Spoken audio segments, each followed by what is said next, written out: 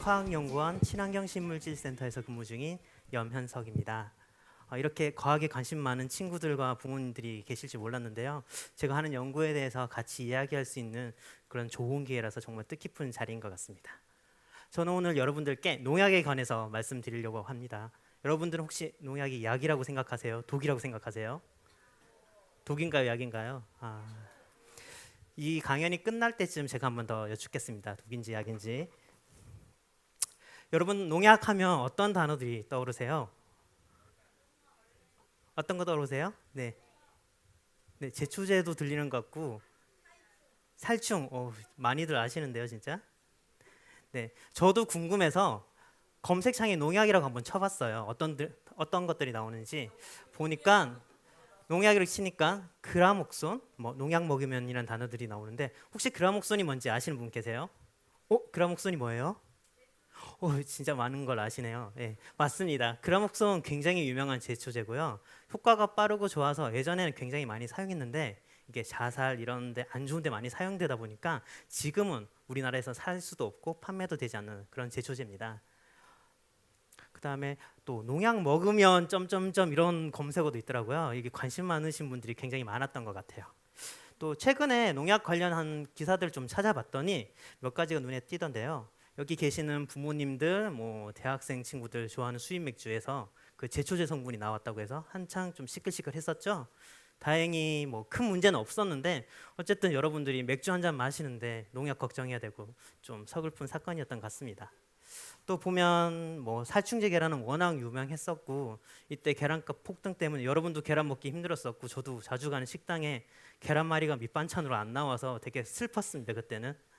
그다음에 농약 사이다 사건도 있었어요. 저기 경북 상주에 그 농약이 탄 사이다를 할머니들이 드시는 바람에 중태에 빠져서 좀 안타까운 사건들이 있었죠.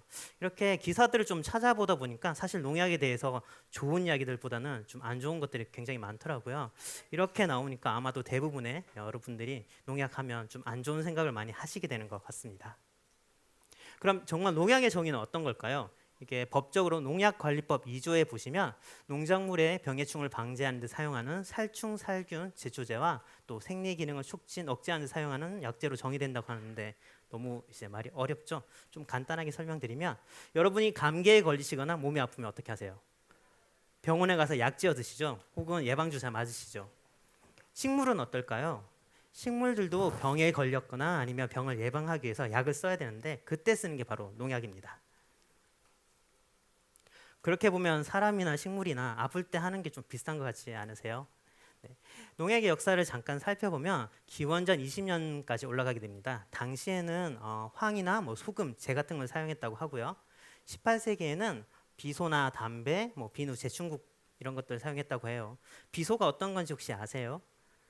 비소 예전에 사극 보면 사약을 받아라고 하잖아요. 그때 사약이 들어가 있던 게 비소입니다. 굉장히 위험한 물질인데 당시에는 잘 모르고 썼죠. 그러니까 굉장히 좀 용감한 행동이었던 것 같고요.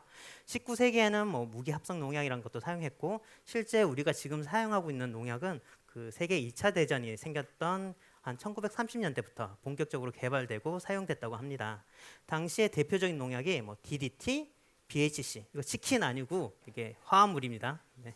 그 다음에 이사디라는 이런 것들이 있었는데 특히 DDT는 어머님, 아버님들 많이 들어보셨을 거예요. DDT가 당시 개발됐을 때는 신의 눈물이라고 하면서 굉장히 촉망받는 농약이었어요. 이걸로 인해서 말라리아나 장티푸스를 옮기는 모기들을 죽일 수 있었기 때문에 이걸 개발한 토마스 밀러라는 분은 노벨 생리학상을 받기도 했었죠.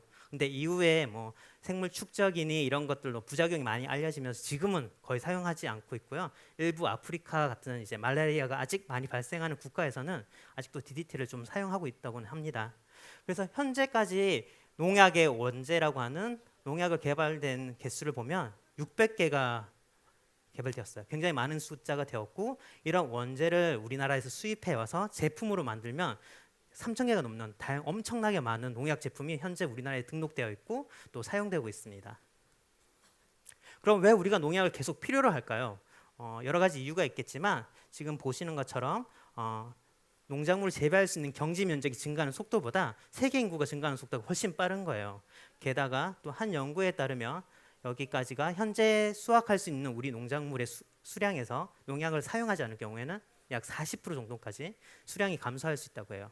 결국은 제한된 면적에서 농작물의 수량까지 감소해버리면 결국 우리는 좀 심각한 식량 문제를 겪게 되겠죠. 감사합니다. 조금 더 직접적인 예시를 들어볼까요? 여기 계시는 분들이 사과 농장의 주인이라고 생각 한번 해보세요. 사과를 심은 첫 해에 날씨가 너무 좋고 병해충도 안 생겨서 가만히 있었는데 풍년인 거예요. 그러면서 여러분은 이제 이렇게 생각하시겠죠. 나는 사과 천재가 아닌가라고 생각하셨을 거예요. 그런데 그 다음에는 비도 많이 오고 또 날씨도 더워지면서 여러 가지 병해충이 많이 생긴 거예요. 그렇게 해마다 병해충이 생기고 그럼 사과 수량도 감소하고 달려있는 사과도 뭐 벌레가 먹거나 병에 걸려서 밖에 내다 팔 수 없는 그런 멘붕 상태가 되는 거죠. 실제 사과밭에서 발생할 수 있는 해충과 병균의 숫자를 좀 세어보니까 해충만 해도 무려 14종이나 발생할 수 있고 사과밭에 발생할 수 있는 세균병은 무려 12종이나 되더라고요. 만약에 약을 사용하지 않고 이 어려운 역경을 거쳐서 사과가 얻어졌다고 생각하면 얼마나 귀하고 비쌀까요? 아마 금배추, 금징어가 아니라 이제 금사과라고 불러야 될지도 모르죠. 이렇게 농약을 사용함으로 해서 저희가 상품성도 올릴 수 있지만 또 수량도 올림으로 해서 여러분들이 적당한 가격에 맛있는 과일들을 드실 수 있게 도와주는 게 바로 농약입니다. 그럼 농약의 종류에는 어떤 게 있을까요? 이거 알아두시면 굉장히 유용한 정보니까 기억해 주시면 좋을 것 같아요. 농약은 용도를 쉽게 식별할 수 있기 위해서 뚜껑의 색깔로 구분할 수 있습니다. 쉽게. 살균제라고 하는 농약은 분홍색으로 되어 있고요. 살충제는 초록색, 그다음에 제초제는 주황색, 생장 조정제나 기타 제품은 파란색과 흰색으로 구분되어 있습니다. 이제 아마 사실 일은 없겠지만 농약병만 봐도 이게 제초제인지 살충제인지 쉽게 구분하실 수 있을 거예요. 그럼 이제 제가 하는 일에 대해서 좀 설명드릴게요. 제가 아까 친환경 식물질 연구센터에서 근무한다고 했는데 무슨 일을 하는 것 같으세요, 제가? 네?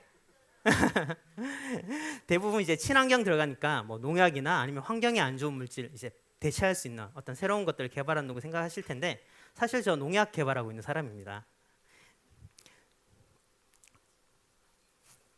네, 농약 개발하고 있는 사람이고요. 사실 저는 농사도 한 번도 지어보지 않고 차도남이고요. 전공은 농약이랑 전혀 상관없는 유기합성을 전공했던 사람입니다. 그런데 이제 유기합성을 기반으로 새로운 농약을 연구하는 일을 하고 있고요. 그럼 농약이 어떤 과정을 거쳐서 개발되는지에 대해서 좀 알려드릴게요.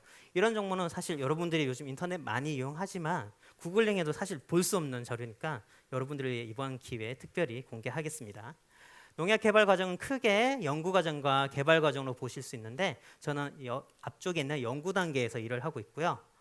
저는 합성화학자로서 물질을 예쁘게 디자인을 하고 실제 합성하는 일을 하고 있습니다. 제가 합성한 물질을 가지고 온실이나 아니면 저희가 실제 경작지에 농가 밭에 가서 이 물질이 효과가 있는지를 확인하게 되는 거죠. 그렇게 해서 효과가 있는 게 확인되면 이 물질을 가지고 본격적으로 개발 단계에 들어가게 됩니다. 개발 단계에서는 조금 더 많은 일을 하게 되는데 우리나라뿐만이 아니라 해외에서도 이 물질이 효과가 똑같이 나타나는지 확인하게 되고 제일 중요한 것은 이 개발된 물질이 사람과 동물에게 정말 독성이 없는지 또 이 물질이 환경에 노출되었을 때 물이나 토양에 닿았을 때 환경 오염을 일으키진 않는지 혹은 토양이나 물에 살고 있는 미생물에게 나쁜 영향을 미치지 않는지에 대해서 수년간 아주 정밀하게 검사를 받게 됩니다. 여기서 안전성이 확보되어야만 이 물질이 등록되고 결국 소비자 손에 도달하게 되는 거죠. 이런 과정을 거쳐서 현재 우리나라에서 개발된 농약이 총 7가지가 있고요. 그중에 제가 속해 있는 화학연구원에서 4가지나 개발했습니다. 대단하지 않습니까? 이때 좀 파도 좀 타주셔야 되는 거 아닌가요? 2분 남았습니다. 감사합니다. 이 중에서 마지막에 있는 테라도도 테라도는 제가 연구 개발에 참여했었는데 작년에 국내 첫 출시가 되었습니다. 그리고 지금은 이제 호주나 중국, 미국, 동남아시아까지 진출하기 위해서 지금 준비 중에 있고요. 아마 이 테라도라는 농약이 아마 미국에 만약에 등록된다면 국내에서 미국 등록된 첫째 농약이 될 겁니다. 여러분이 많이 기원 좀 해주세요. 네. 그럼 왜 우리가 계속 이런 농약 개발 연구를 하고 있을까요? 여러 가지 이유가 있겠지만 크게 3가지로 말씀드릴 수 있는데 첫 번째는 여러분도 아시다시피 안전성 문제입니다. 예전에 있던 농약의 독성을 대체할 수 있는 안전한 농약을 만드는 게 첫 번째 이유고요. 두 번째는 꿀벌 독성이라고 해서 꿀벌과 같이 이제 자연의 이로운 해충들에게 영향을 미치지 않는 그런 농약이 필요하고요. 마지막으로 슈퍼박테리아라고 들어보셨죠? 항생제의 내성이 있는 박테리아처럼 농약도 많이 치다 보면은 이런 세균이나 해충, 잡초가 저항성을 가지게 돼요. 이런 저항성이 있으면 더 많은 농약을 쳐야 되고 결국 좋지 않게 되겠죠. 이런 저항성 문제를 해결하기 위해서 새로운 농약에 대한 개발이 필요합니다. 좀 더 우리나라의 실정에 맞춰서 얘기 드려보면 우리나라에서 사용하고 있는 농약의 원재의 97%가 사실 해외로부터 수입만 하고 있어요. 그 중에 보시면 일본에서 무려 30%나 차지하죠. 최근에 반도체 디스플레이 소재 때문에 일본과 우리 무역 전쟁 중이잖아요. 그런 것처럼 여러분들도 이제 원천 기술을 가져야만 우리가 힘이 있겠구나 많이 느끼셨을 것 같아요. 농약 분야도 마찬가지입니다. 저희가 원천 기술을 가지고 저희 물질이 있어야만 외국과의 거래에서 협상 테이블에서 유리한 고지를 좀 차지할 수 있겠죠. 네. 이제 마지막 슬라이드네요. 사실 제가 여러분들께 이번 강연에서 드리고 싶었던 말들이 여기 한 장에 사실 다 들어가 있어요. 네, 농약은 여러분들이 좋은 품질의 농산물들을 적절한 가격에 드실 수 있는데 꼭 필요한 물질이고요. 또 농약 하나가 등록되는 데는 굉장히 엄격한 심사를 거치게 됩니다. 그러니까 여러분들이 농산물을 사 드실 때 혹시나 나나 우리 가족에게 해를 끼치지 않을까 너무 걱정하시지 않으셔도 될 것 같습니다. 특히나 올해부터 PLS 제도라고 해서 등록되지 않은 농약을 사용할 경우에는 0.01 ppm 이상 잔류 농약이 검출될 경우에는 그 모든 농산물을 폐기해야 될 정도로 굉장히 엄격한 기준을 적용하게 되었거든요. 그러니까 여러분들은 마음 편히 맛있는 음식들을 사 드시면 될 것 같습니다. 세상이 꿈꾸고 화학이 실현합니다. 올해 저희 한국화학연구원에서 공모해서 당선된 캐치프레이즈입니다. 굉장히 좀 멋진 말이지 않습니까? 저도 여러분들이 안전하고 건강하게 생활할 수 있는 나라를 만들기 위해 노력하겠습니다. 감사합니다.